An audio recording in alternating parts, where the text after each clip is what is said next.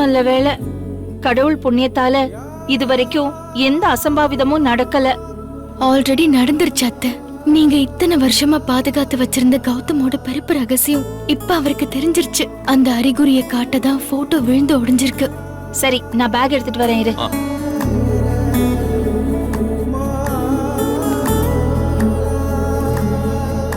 அம்மா ஜானு, இன்னைக்கு என்ன ஸ்பெஷல்? உனக்கு பிடிச்ச சின்ன வெங்காய சாம்பாரும் பொட்டேட்டோ ஃப்ரையும் வச்சிருக்கேன். இந்தா. இல்லையே, மீன் குழம்பு வாசனை அடிக்குது.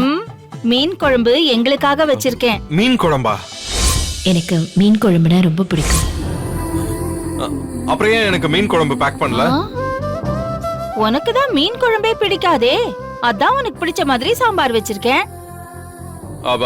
இல்ல, எனக்கு மீன் குழம்பு வேணும், கொடுங்க. என்னடா அது, ஆச்சரியமா இருக்கு.